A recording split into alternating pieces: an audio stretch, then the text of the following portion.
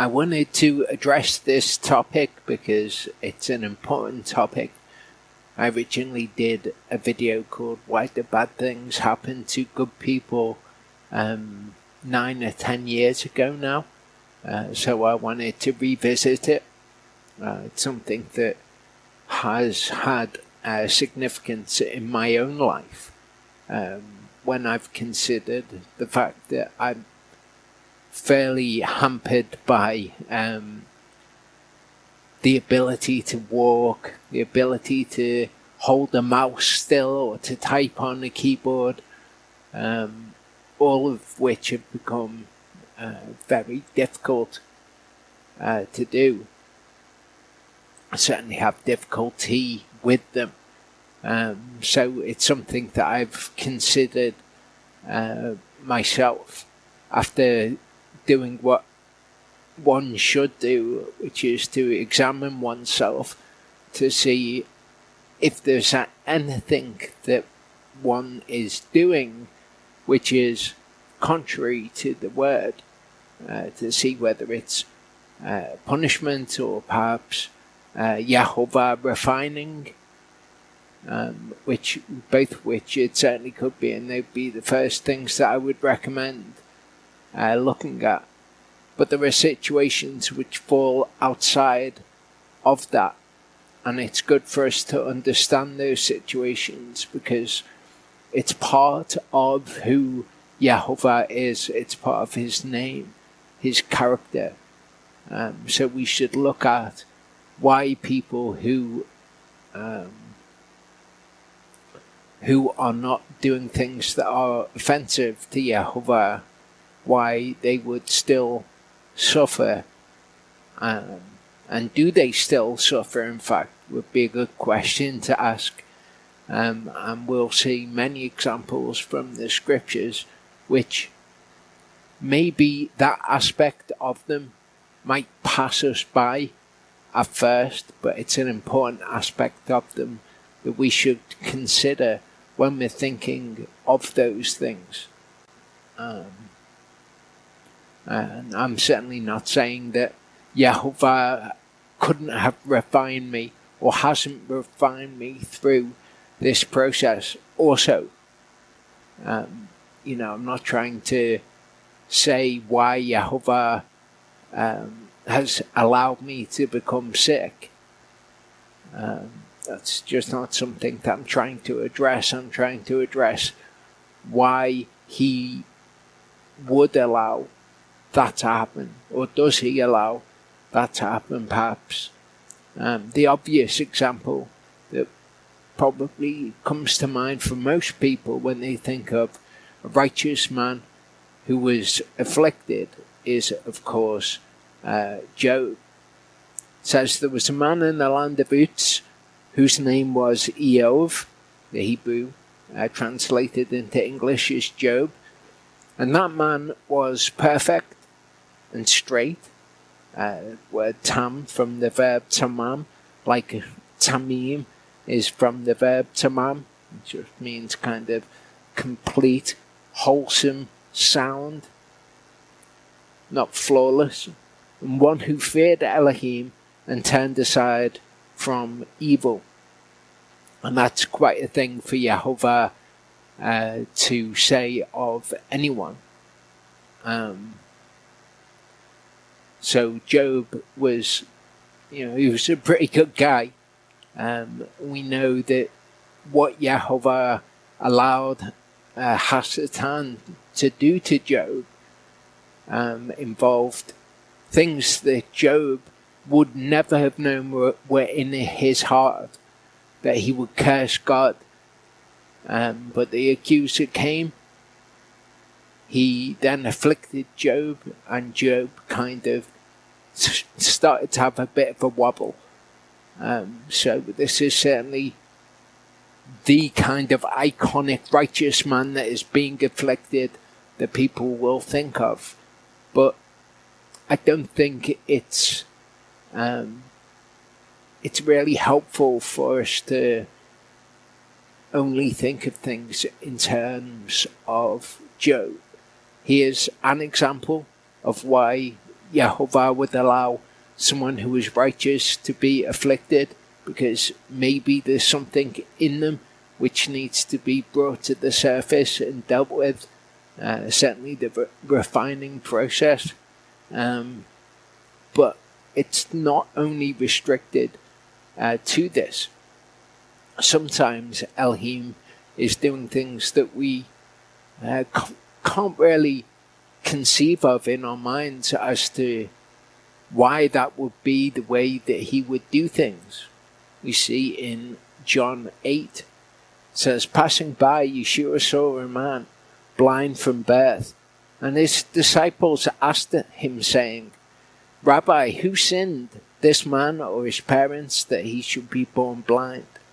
Yeshua answered, neither this man nor his parents sinned, but that the works of Elohim might be made manifest in him. So the disciples have kind of a very simplistic understanding of things. And they say to Yeshua, well, who sinned, this man or his parents? It must be sin that is at the root of this. And Yeshua reveals to them that there was no sin involved. Don't know that this man was a righteous man, but there was no sin that caused his blindness, certainly.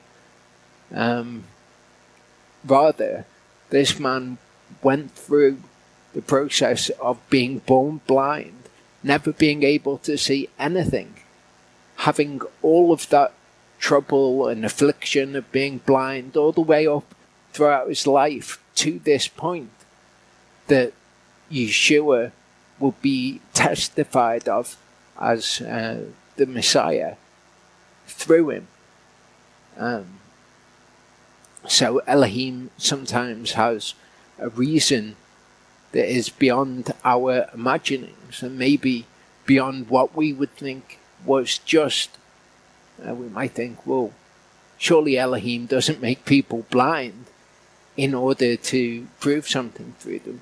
But we see many examples of Elohim doing something which seems quite extreme in order to achieve an end, and all it really tells us is that we don't appreciate the significance of that end.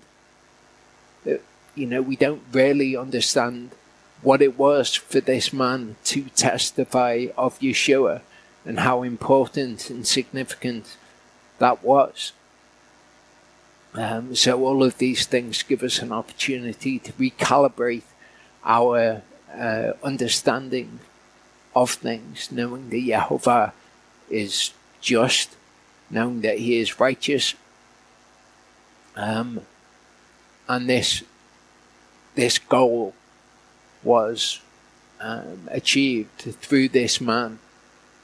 But the question of who sinned that he should be born blind is actually a good question, because its actual answer is Adam and Eve.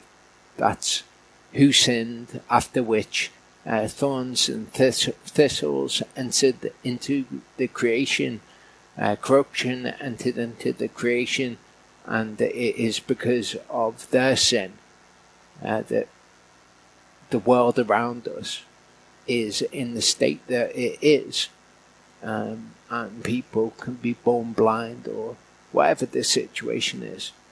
And Yehovah actually saw that it was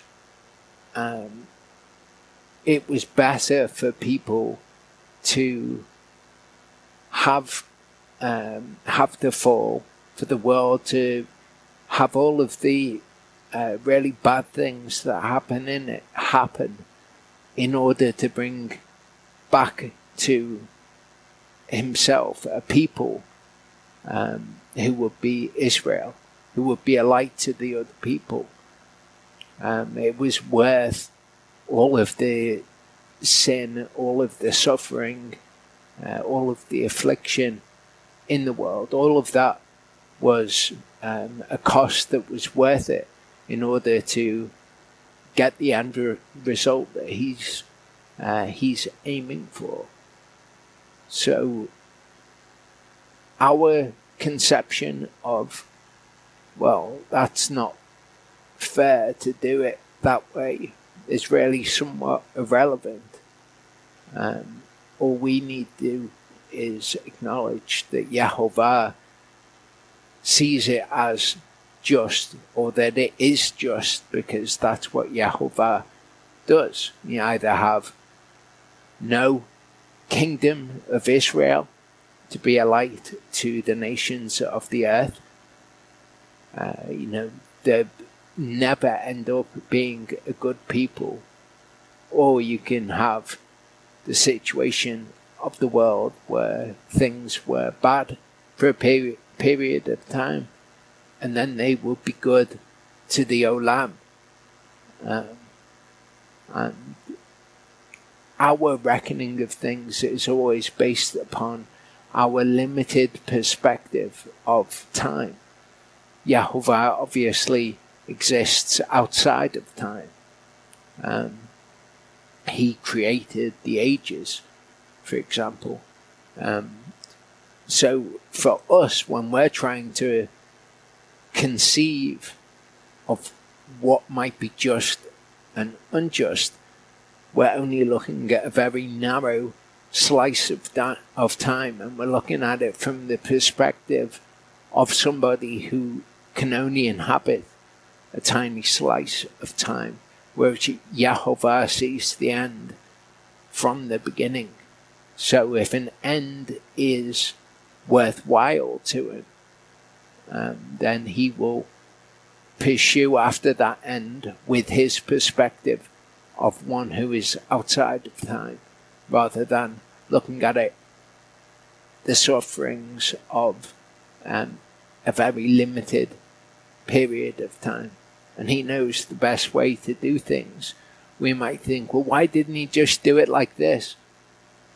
He knows the best way to go about things and to bring things about. Maybe we might think of something that we could imagine working that actually wouldn't have long-lasting effects, wouldn't be the right effects that Yehovah wants. We have to submit all of these things to him and trust him and say, well, I would have things be different, but nevertheless not my will be done, but yours, because I trust you. I know that you are the one who knows all things, and I'm not. So my perspective on how to do things really isn't relevant at all. In the book of Hebrews, chapter 11, it says, who through belief overcame kingdoms, worked righteousness, obtained promises, stopped the mouths of lions. Speaking of the prophets here. Quenched the power of fire, escaped the edge of the sword, out of weakness were made strong, became mighty in battle, put foreign armies to flight. Women received back their dead by resurrection, and others were tortured, not accepting release to obtain a better resurrection. And others had trial of mockings and floggings and more, and of chains and imprisonment. They were stoned, they were tried, they were sawn in two, they were slain with the sword. They went about in sheepskins and goatskins, being in need, afflicted, mistreated, of whom the world was not worthy, wandering in deserts and mountains and caves and holes of the earth. So what is pointed out by the author of Hebrews here is that great things happened to and through these men as a response to their faith, I suppose. Hebrews 11 being all about faith. But they had great faith, and all of these things came upon them, and yet amazing things were done to them. Daniel was imprisoned. and he was to be fed to the lions. But his faith is what saved him ultimately from that fate. I imagine that's what it's talking about when it says, stopped the mouths of lions. People were raised from the dead. I imagine that's talking about Elijah and Elisha. But great things were done to and through them because of their faith, and yet they underwent much affliction. They certainly weren't spared from it. We might think of things very simplistically and might think, well, Yahovah is God. He is able to do whatever he wills. So when they were going to saw the prophets in half, maybe Yahovah could have stepped in and stopped them, which of course he could, but he didn't. And that should tell us something about the nature of such people and the fact that Yahovah sometimes doesn't step in to remove affliction. In fact, the instances that I can think of in Scripture where he steps in to remove somebody from affliction, as opposed to those who underwent affliction, are certainly outnumbered by those who underwent it. He could have freed Joseph from prison, for example. He was 13 years in prison, which is quite a thing. Now, he could have been trying to achieve something through Joseph's imprisonment, but he allows people to suffer affliction for whatever reason. And I suppose part of what I'm saying is that we shouldn't try to discern what is the reason for these things. All we can really do is say, I'm going to make sure that what I do is right before Yahovah, and then I'm going to leave all of the other stuff to him. If I am to suffer unrighteously like Yeshua did, then so be it. If that is his will, all I can do is make sure that I am responsible for the things that I do and bring all of those in line with his word, and not try to imagine reasons why Yahovah might do something.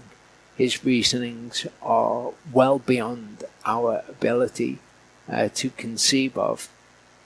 So we shouldn't try to make him and his reasoning in any way conform to our own reasoning. I think that doing so would be folly. It would be to imagine ourselves able to think on his level when we know actually his thoughts are higher than our thoughts.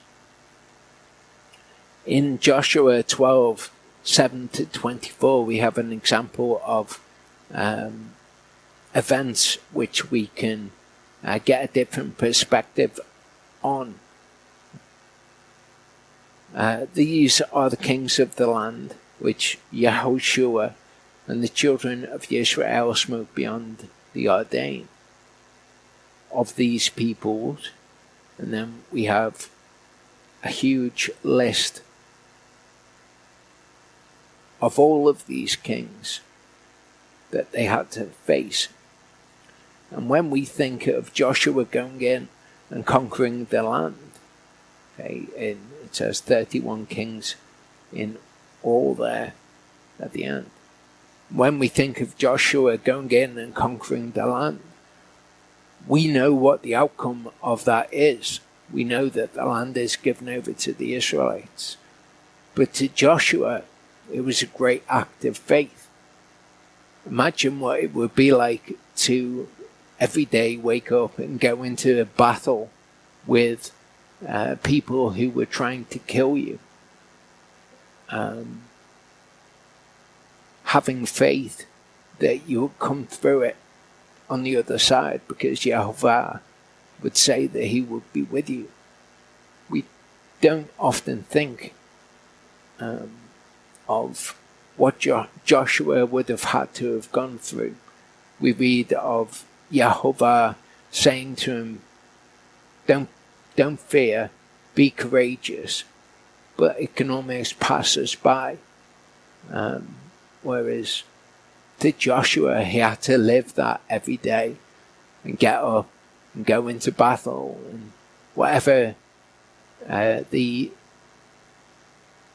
negatives of being in battle might be, being away from your family, being, somewhere that's cold, somewhere that's really hot maybe, physical discomfort that you would have to undergo in order to go and do what the Lord had told you to go and do.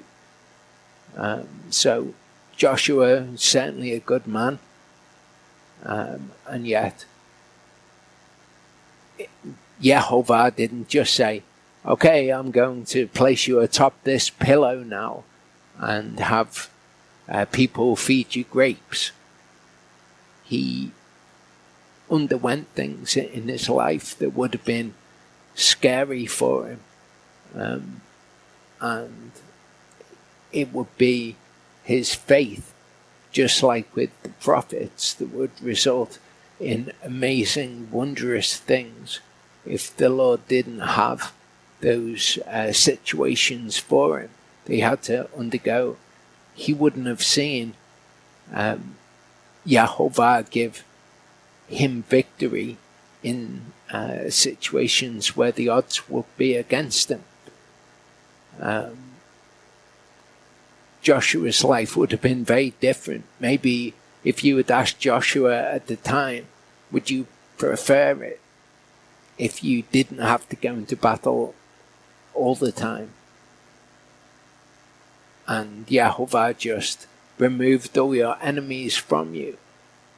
I'm sure Joshua would have said, no, that sounds good, let's do it that way. But I think if you gave Joshua the choice retrospectively, after seeing all of the good that came from it, he would choose the way that Yehovah wanted to do things, even if they were more immediately difficult for him in the moment. In 2 Corinthians 11, Paul says, are they servants of Messiah? I speak as beside myself. I am more in labours, much more in stripes, above measure, in prisons more frequently, in deaths many times. And what Paul is talking about there is, he says, if people take from you, you will turn the other cheek, if you like. He actually mentions if someone hits you in the face, you will kind of let it pass by you. And he says that he is weak in that. But he says, in these things I can boast, that in affliction I've suffered for the Messiah. So that's the context. 5 times I received from the Jews 40 stripes less 1. 3 times I was beaten with rods. Once I was stoned. 3 times I was shipwrecked. A night and a day I have been in the deep. So these are obviously not situations of physical comfort. These were major afflictions that probably none of us have suffered for Messiah.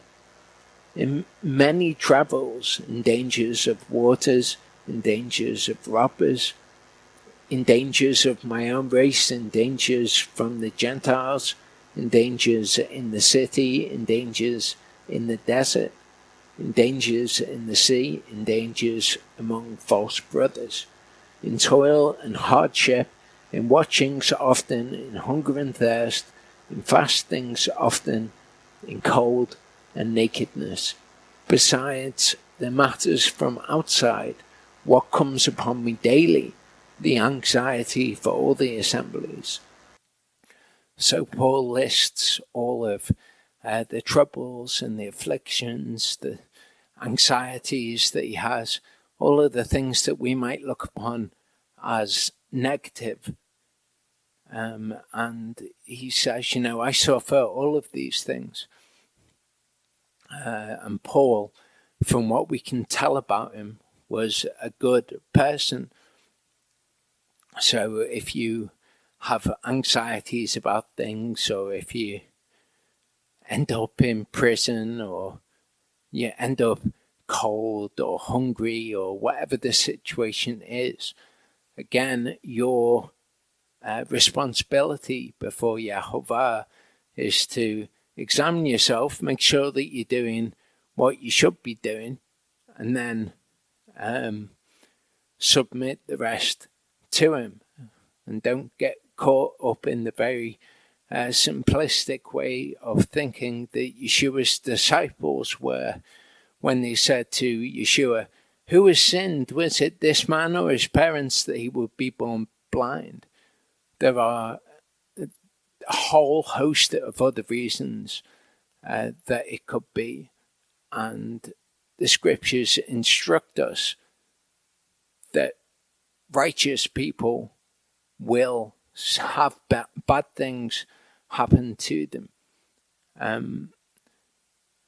Another important part of this is that something which is a bad event, Yehovah can use for those who love him and according to his purpose. He can use it for their good, and the same things he can use to be a horror and a shame to people who are acting badly. It's the same thing which is brought upon them, which happens to them. But whether or not it's used for good or for evil to those people depends upon whether or not they are good or evil. We see this in Jeremiah 24. Yehovah showed me, and look, there were 2 baskets of figs set before the temple of Yehovah.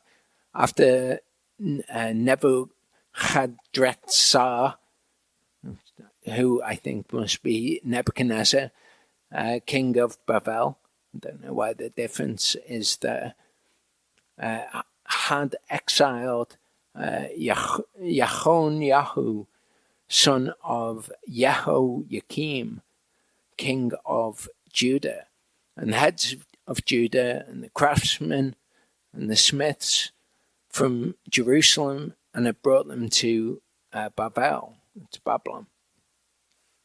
1 basket had very good figs, and that is Te'anim Tovot Ma'od. In the Hebrew, Te'anim being figs, Tov being the Hebrew word for good, because it's plural. It's Te'anim, which is figs, plural. So the adjective that describes them as good is also pluralized in Hebrew. You've got Te'anim Tovot. Ma'od means very. When you read very, it's probably in the Old Testament, it's probably the word ma'od that's there. In fact, when we're told to love Yehovah with all our heart, soul, and strength, actually the word is ma'od. So you could translate it with all your heart, soul, and very. Like the figs that are first ripe, and the other basket had very spoiled figs, and that is Te'anim Ra'ot Ma'od. Ra being that which is not according to the purpose for which it was designed. So figs that can't be eaten, for example, would be ra figs. Often tov and ra is translated good and evil. But again, because the figs is pluralized, ra is pluralized. So good figs, te'enim tovot, ra figs, te'enim ra'ot, ma'od again, very bad figs or whatever, which could not be eaten, they were so spoilt. And that word is me roa. Okay, roa is the noun form of ra. Ra is an adjective. You would describe something as being ra, but the concept of evil, if you want to put it in English terms, is a noun. Use the noun evil. You can also use evil as an adjective to describe something as evil in English, and it's similar in the Hebrew. And Yehovah said to me, what do you see, Yirmiyahu? And I said, figs, the good figs, very good. Te'enim, ha-te'enim, ha-tavot, tavot ma'od. So figs, the good. You could translate that as ha-te'enim, ha-tavot. You would put the definite article on figs, also on good. So in English, that would be the good figs. So figs, the good figs, tovot ma'od, would be very good. And the spoilt, very spoilt, v'hara'ot, ra'ot ma'od, which could not be eaten, they are so spoilt. Again, the word of Yehovah came to me, saying, thus said Yehovah, the Elohim of Yisrael, like these good figs, te'enim hatavot, so do I acknowledge the exiles of Yehudah, whom I have sent out of this place for their own good into the land of the Chaldeans. And when it says, for their own good, that's an English interpretation. In Hebrew, it's simply le-tovah. You put a lamed as a prefix, so the le, when you want to say to or from. So le-tovah in Hebrew would literally be too good. So whom I have sent out of this place, too good, is what it more literally says. And I shall set my eyes on them for good. Again, for their own good, and for good is the same Hebrew phrase, letovah. I shall set my eyes on them to good, and shall bring them back to this land, and I shall build them rather, and not pull them down, and shall plant them, and not pluck them up. And I shall give them a heart to know me, that I am Yehovah, and they shall be my people, and I shall be their Elohim, for they shall turn back to me with all their heart. And as the te'enim hara'ot, that could not be eaten, because they are so spoiled, meroah. For thus said Yehovah, so do I give up Zikyahu, that's Zedekiah, the king of Judah, his heads, the rest of Jerusalem who remain in this land, and those who dwell in the land of Egypt. And I shall make them a horror to all the kingdoms of the earth for evil, or leroah, to evil, to be a reproach and a byword and a mockery and a curse in all the places to which I drive them. So we see it's the same events that are brought upon the good figs and the bad figs. To the bad figs, they're made a horror and a reproach to the people.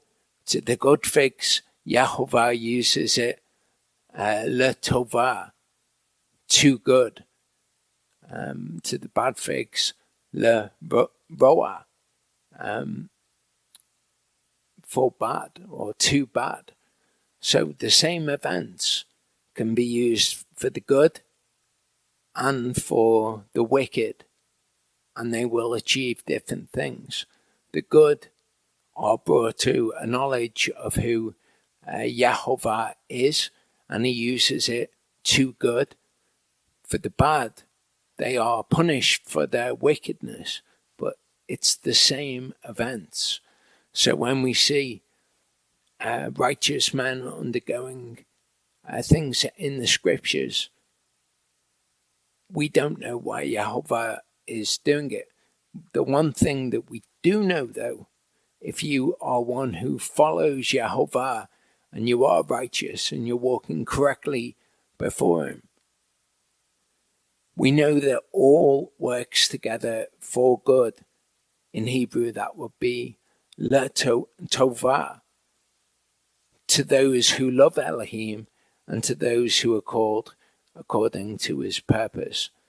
So all works together to good or for good for those who know Yehovah and are called, or love Elohim and are called according to his purpose. So what you need to do is make sure that that describes you. And then those bad events which are taking place in your life, you can know that Yehovah is using all for good without second guessing why he's doing something. You can come to a knowledge that whatever the reason is that he's doing it, he is good and he is using it to good for you. I'll see you next week, Yehovah willing.